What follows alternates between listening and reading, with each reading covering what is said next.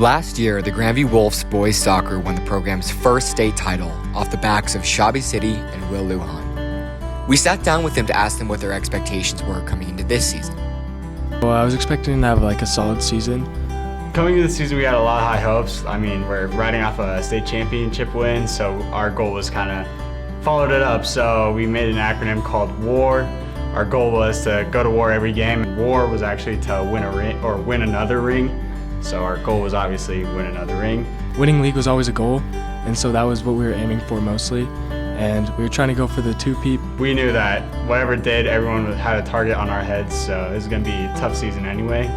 By the time the Wolves were beginning to think about league play, they stared down two tough opponents in Regis Jesuit and Valor Christian. However, something bigger than soccer stood in the way. This is a little bit emotional for me. On that Monday, on Labor Day, my dad, who was 91 years old, passed away. I had a celebration dedicated to him, so that was really important to me. When Shabby scored that goal, he hadn't told any of us he was going to do this, but he had a little tribute to my dad on his shirt underneath. And so when he scored the goal, he celebrated and pulled up the shirt, and it said, in Spanish, always with you, Aitachi, which is Basque. And in remembering his grandpa, it's just such a tight, close cultural connection that we have as a Basque family. Once I scored, I was like, wow, that I can't believe that went in, because I kind of just shot it and it went in. I was like, oh my gosh. And then I was like, oh, now's my time to dedicate this to my loved one. I was so proud of Shabby. I was really proud of him. I was proud, of course, that he scored a goal, but that when he did that, he was remembering his grandpa. Shabby's tribute wasn't the only thing that people were talking about. The soccer team was about to gain a new addition, Connor Miller.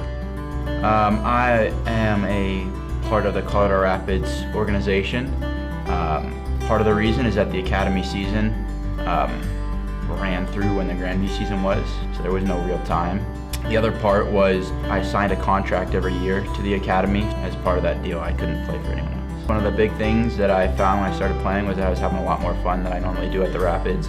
Well, knowing that Connor's a really good player and a great teammate, and I think that really helped with the team morale, gave us some hope, and it made the team just bond even more. So with their new addition, the Wolves started league play with the Arapahoe Derby versus rival CT. I think our CT game was really big because we're always big rivals with CT. We beat them last year, so we knew they'd come hungry at us this year. And the way that game ended was just incredible. It felt like a dream. Hall squeezes his way through contact. Hall gonna take it himself. Hall chips it up. It always feels good to beat Williams, Cherokee kick Trail. left. The former league champs looked to replicate last season's success in league play. Unfortunately, it wasn't quite the same. Post at Arapahoe and lights going out ending the Mullen game prematurely, the Wolves needed to win their final 3 games versus Overland, Creek, and Eaglecrest to have a shot at playoffs. Overland and Creek were heartbreakers for the Wolves. Both ended on PKs in double overtime. And going into their last game of the season, the Wolves' hopes for the playoffs looked dim. We thought that the Eaglecrest game was going to be the last one. I did. So going into it, it was really nerve-wracking. I'm not playing soccer anymore after this. I'm done. So I went into it like this is my last game of soccer. No, so to be truly honest, I didn't quite know how the rankings worked. I actually asked Ryan how they worked and didn't get a great answer. But I had seen earlier in the day that we were 32nd or something like that. Going into the Eaglecrest game, I told the guys, play like this isn't your last game. Play like this is just a preparation game for playoffs. We gave it all in that game, and we had a lot of fun with it. After that, it was kind of like, that was a good way to end the season. I got 2 assists that game, and I was kind of like, I'm proud of how I ended that season. Based on what I knew, there was still a chance. After the game, we actually went back to our huddle and started talking to Coach Wood, and he goes, we have a chance, boys. In an unlikely turn of events, the Wolves had hope again. The defending champs stared down Denver East in their first round matchup. Yeah, I wasn't expecting it, so I was like, wow, here's our chance, here's our shot. And it was kind of like, I just played like it was my last game, and I was ready to play 5 more like it was my last game. Both teams played with intensity, but this intensity turned into a devastating blow for the Wolves. It was maybe 25 minutes into the first half, I think. It was kind of on the sideline right in front of our bench, and I go in, win the ball, and about like 2 seconds later, he comes in and just knee straight to my chest. It was kind of stressful because I was like, I can't really breathe that well, my chest feels tight. Down 1-0, Connor Miller describes a sequence that changed the game, for better or for worse. So we got the penalty, and I automatically knew that I was going to take it. Everyone on the team knew that I was going to take it. The first thing I heard was what sounded to be a coach from the sideline that called my name. So I looked over, and it was the Denver East goalkeeper coach that had found his way onto our side of the sideline and was calling my name and then telling me where to put the ball. The goalkeeper started saying stuff. When I scored, I wrongly went up to the goalkeeper and said, I thought you said you knew where I was gonna go. So I fully expected to get a yellow card, went over to the sideline, and then the straight red was a bit of a shock. Shouldn't have done the celebration, certainly. They were the number 2 ranked team going into the game, so they had a lot of confidence, and definitely in that second half, we started to put on a lot of pressure, and so going down to 10 men definitely hurt the team. However, after Miller's red card, Lujan was ready to come back into the game. I was talking to Manning, and she was like, if you go in, will you do something good for this team?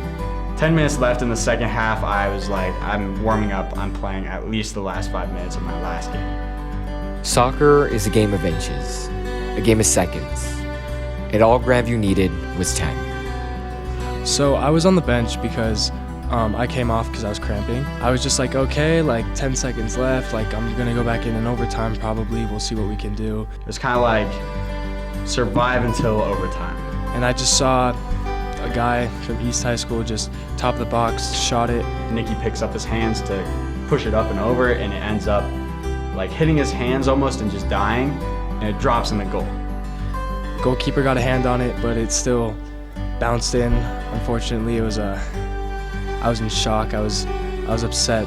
The second it happens, you can just tell everyone's heart drops.